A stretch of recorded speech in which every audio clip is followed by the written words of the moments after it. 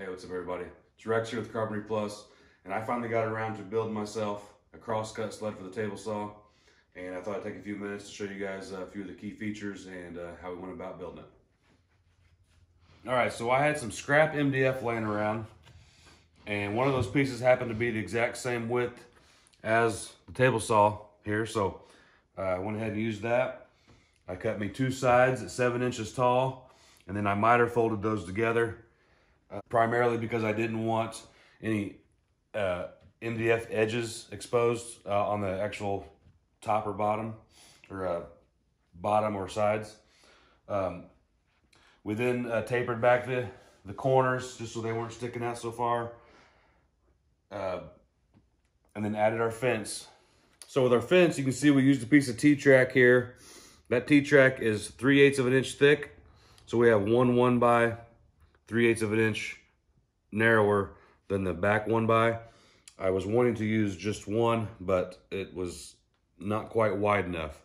So you can see down here, we've got a flip stop, and that flip stop was just going to be too crowded to the fence.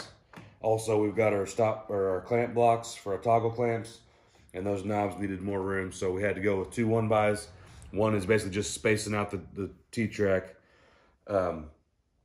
So then I could not find some toggle clamps that I liked, so I found these and attached them to a block, and then attached that block to the T-track that way, and it actually works out pretty well. We got 2 of those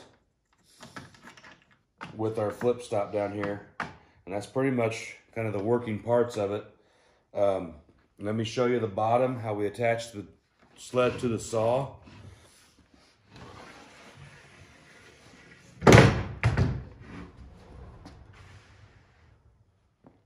So I found this aluminum miter T-bar on Amazon. I think it's a PowerTech makes it. I think they're the same ones that make the T-track I bought. Anyhow, this stuff fits in our miter slot perfectly.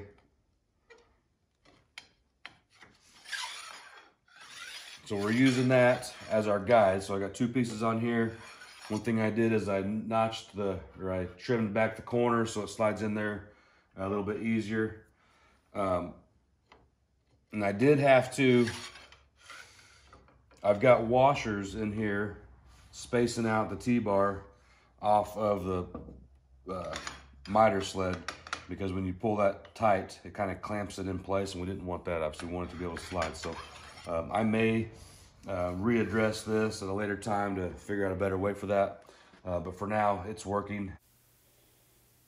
Quick shot of how we install the sled to the saw. Simply rotate it down, slide it in.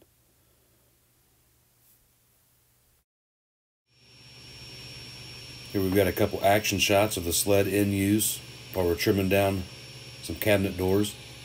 This was one of my main objectives in building the sled, was this process right here.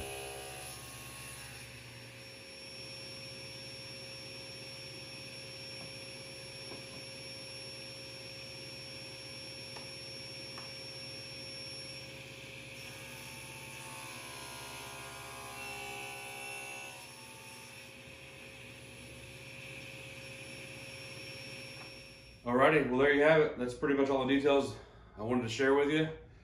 Feel free to hit me up with any questions you may have, but hopefully you found it useful. And thank you for watching, and don't forget to subscribe. Thank you.